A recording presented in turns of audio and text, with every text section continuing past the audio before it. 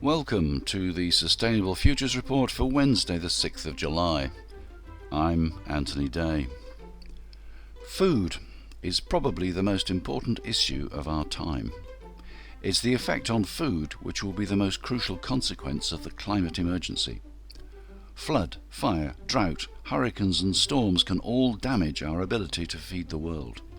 Food security is increasingly difficult as population rises and more global consumers demand a Western diet.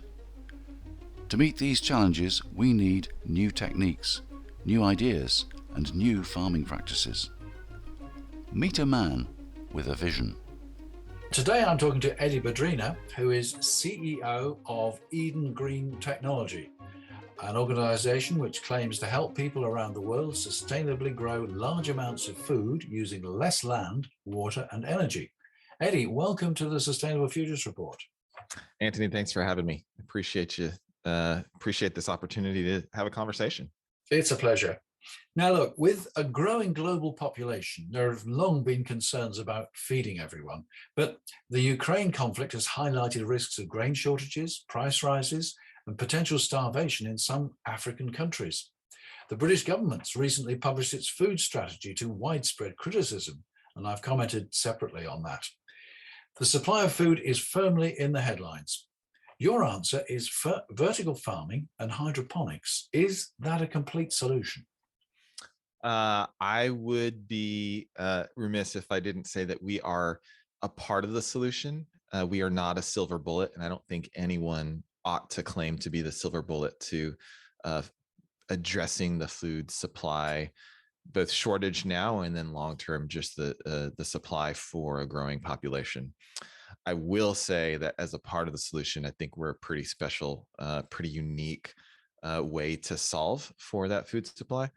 Because we basically are taking the farm from however far away it is from the population centers and bringing it right next to distribution centers. So we're almost eliminating the entire cost and waste associated with your traditional supply chain. So you're cutting down on food miles. Yes. Now, vertical farms and hydroponics have been around for a while. Mm-hmm. How are yours different? So it's actually a good question. That the spectrum really goes from conventional farming and then to greenhouses and then all the way on the other end, sort of vertical farming. And we're a hybrid. But with conventional farming, call it 40 acres, roughly, from a hectare perspective, I think that's hectare and a half, maybe. I forgot. Acre and a half is a hectare, roughly. But from 40 acres, you're probably wasting around 800,000 to 1 million gallons of water a year to grow the food. And then to find that 40 acres, where it's cheap enough where the economics work, you're looking at hundreds of miles from a population center. So there's waste from an environmental perspective. There's significant drawbacks, and then from an economic and supply chain distribution perspective, you've got costs and waste associated in that. Now, what greenhouses have done, eliminated almost all the variables, minus some bugs, but really minus environmental concerns, and then they've let in sunlight, right? So free energy, basically. Greenhouses are great and they're economical, but only at scale, right? So 5-acre greenhouse is probably equivalent to a 40-acre farm. You can bring that a little bit closer to the population center, but not that much, because in order to get the economies that you're looking for from an investment perspective, most of the greenhouse companies here in the United States, maybe a little different in Europe, but I don't think so, are building in 60 to 120 acre increments. That's just huge, right? And it's to get the better economies of scale. But again, you won't find 60 to 120 acres remotely near a population center. So while they solve for some of the environmental and the waste costs, they don't solve for that distribution piece. And then on the finally on the other end, you've got vertical farms. And vertical farms solve that because 1.5 acres of a vertical farm is equivalent to about 5 to 6 acres of a greenhouse, which is equivalent to 40 acres of farming. So you can put that really near a distribution center, really near a population. The problem with vertical farms as they stand is they're unprofitable. It's too expensive to build.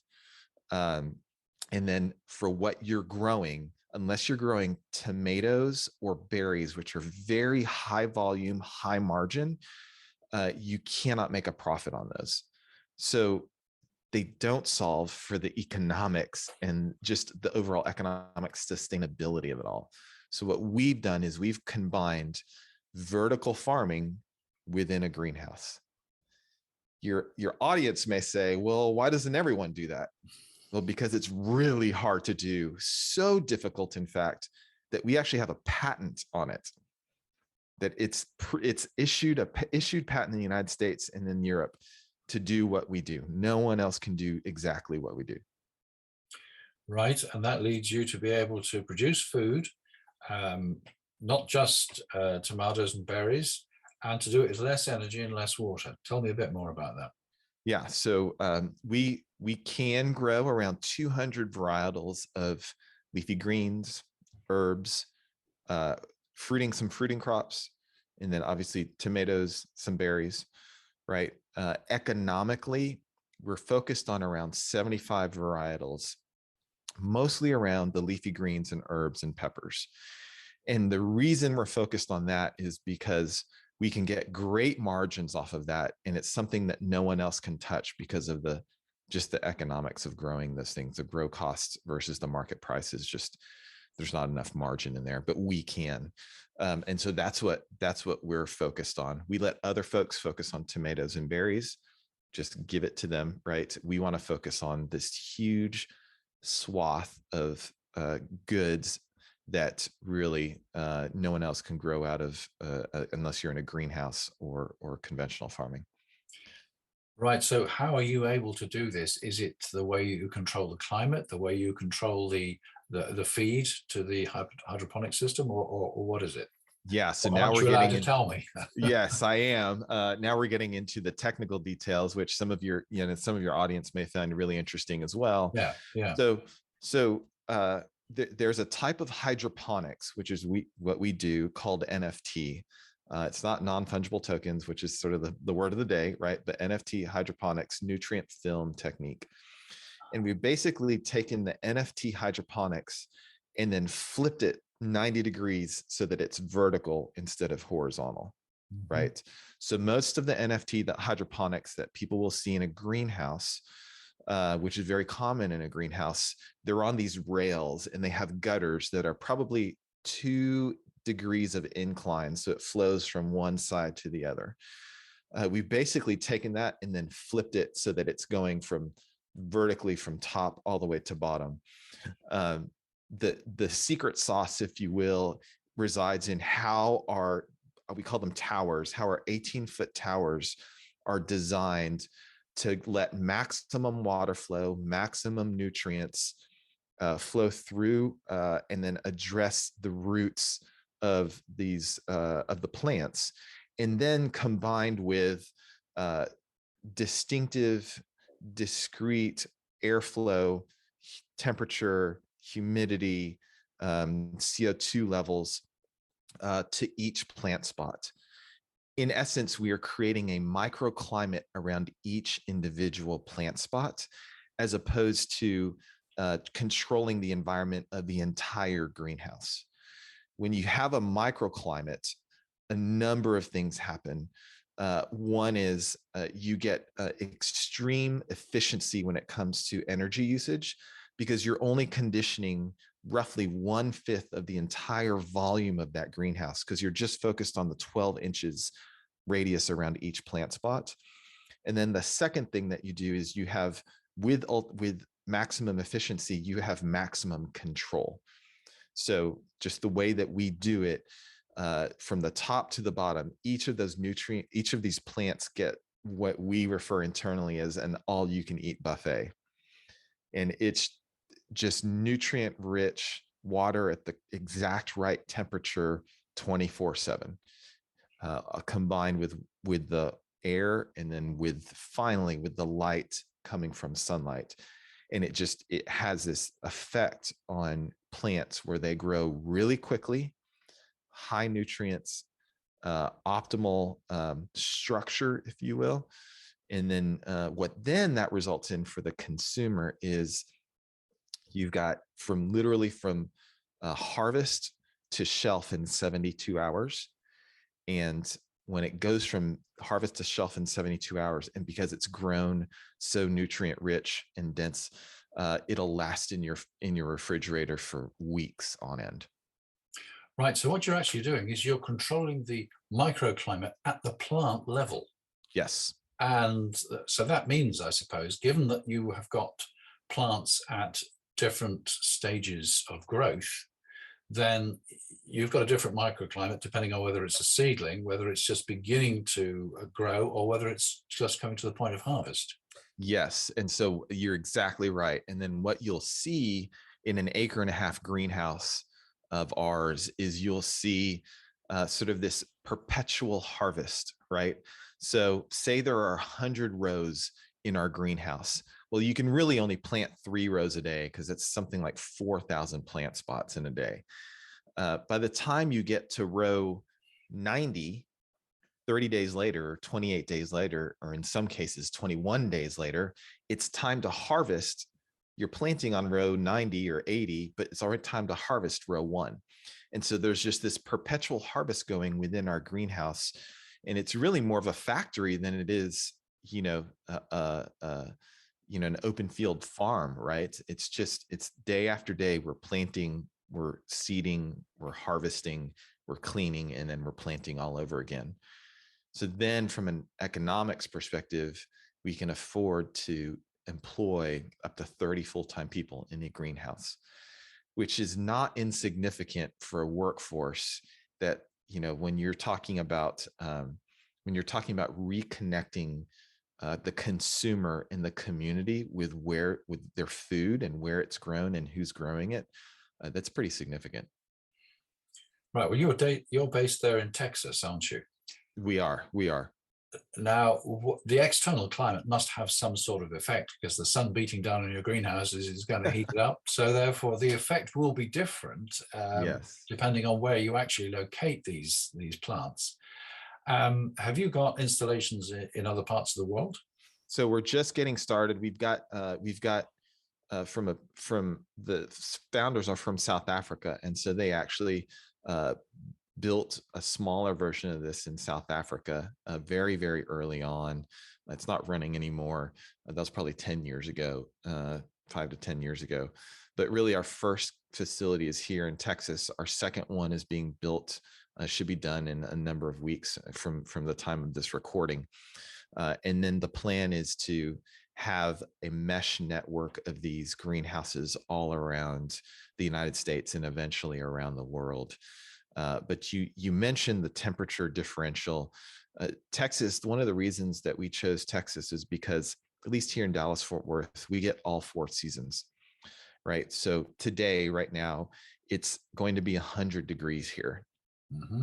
We've also had weeks on end of freezing temperatures, and then everything in between, not to mention rain, hail, sleet, you name it, tornadoes, right? So we've really been able to grow and prove out that this can grow, and these microclimates are effective in almost any temperate zone that you have. There will be some adjustments made, obviously, to the greenhouse itself, but the internal, the thing that is patented for design and usage, these towers and the control systems that run these towers, they are good in almost any zone. Right. So are you planning to build more greenhouses or more of these units across the world, or are you providing a service so others can actually invest and build them to your design? So we are going to build them and own them ourselves, and we will partner with retailers, grocers, distributors, and wholesalers to provide the greens to them. So In this industry, at least, it all really comes down to the buyers and these retailer and distributor buyers. And so where they lead, we will follow. And if they say, we need this built here, in Dallas, then we'll be here. If they say we want it built in Los Angeles, we'll build there. If they say we want to build it, right outside of London, we'll build there. We will go to where the population is and where they need the food. As you said, you could build it right next to a distribution center. Yes, just minimizing food miles. Absolutely. Yeah. So that's one of the things most consumers think, well, why don't you just build it next to a grocery store? But for folks in the industry, they know that to go to a grocery store, it always has to go through a distribution center. So even if you built a greenhouse next to a grocery store, you would have to go back to the distribution center and then back to the grocery store. So our plan, our strategy is just to, it's a little counterintuitive to the normal consumer, but to the industry specialists, they will know, oh man, if you build it next to a distribution center, you are eliminating almost all the food miles. Right. Well, I'd have thought that a single unit produced far more than just one store could deal with. Oh yeah. A single unit will produce roughly 2 million pounds of leafy greens in a year over 13 to 17 harvests. So that is a lot of greens, a lot of produce. Yeah. Now, this all seems very sophisticated. I mean, there must be an immense capital cost, and yet you say you make money on it. Yes. So like any good investment, there's percentages and then there's absolute dollars, right? So I would look at this, if you're an interested consumer or an investor, look at it like real estate, right? So a building may cost $5 or $10 or $15 million to build, but the revenues that are going to come out of that should be commensurate in terms of percentage. It's the same way with our greenhouses. Our greenhouses are capital intensive, which is why we're building them ourselves and going through institutional capital to get them built. But the revenues associated with them, for the business folks in your audience, they'll appreciate that we run around 50 to 60% gross margins, and anywhere from 20 to 30 upwards to 35% of EBITDA earnings, depending on what we're growing. And this makes you more than competitive, I suppose, with the traditional farmer growing in open fields. Oh yeah. Here in the United States, at least, traditional farmers pride themselves on about 5% margins. Yeah. Well, it sounds very interesting. It sounds like the future.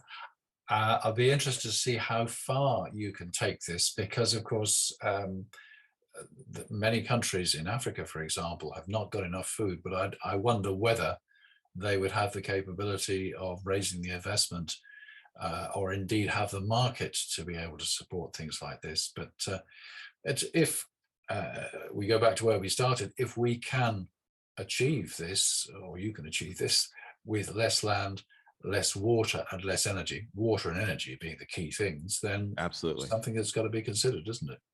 Yeah, the trends, the demographic and economic trends are undeniable, which is, you mentioned at the very beginning of the show, population is rising, right? The trends are rising; they're not going down anywhere. So overall, population is rising. And with population, demand for healthier, more nutritious foods is rising. That's an overall trend across the world.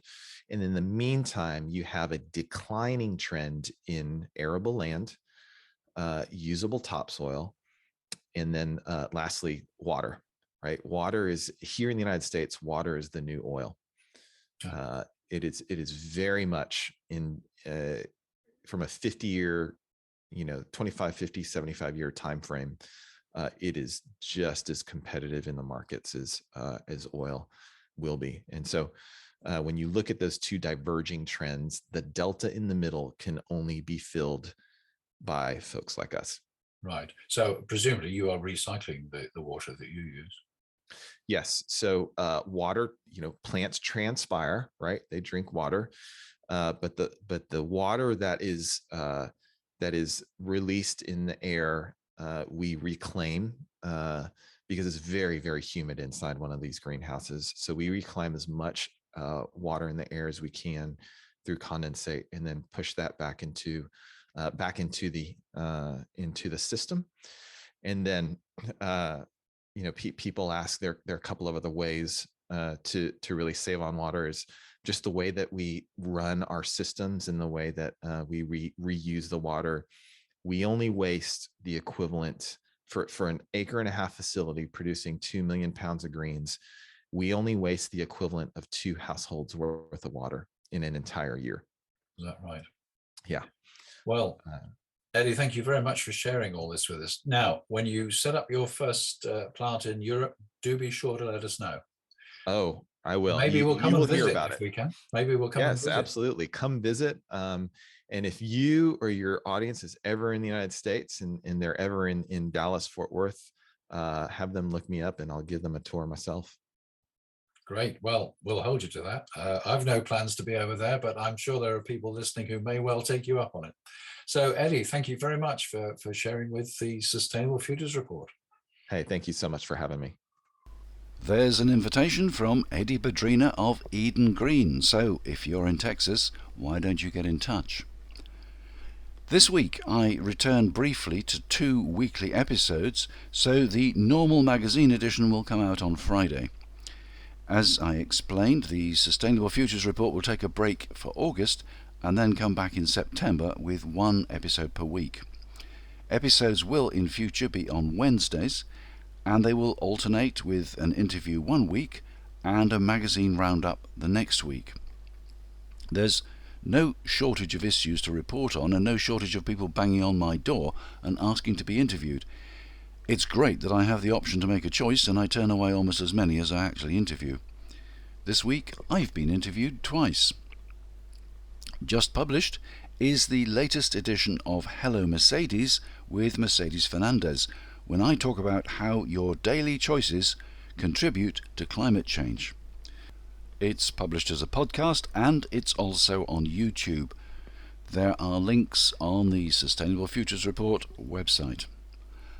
I also appeared on GB News TV talking with the President of the National Union of Mine Workers about the West Cumbria coal mine, which is expected to be given approval later this week. GB News don't seem to have kept it on their YouTube channel, but a friend of mine made a recording which I'll share when I get it. The consequences and implications of the climate crisis have never been more important.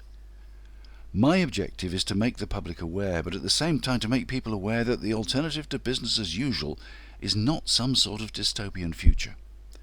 There are so many people working in so many different ways to do things differently and do them better, that we need to tell people about them and urge governments, in turn, to use imagination and innovation to preserve our standard of living, to improve it for some nations, and to do it while preserving life on Earth.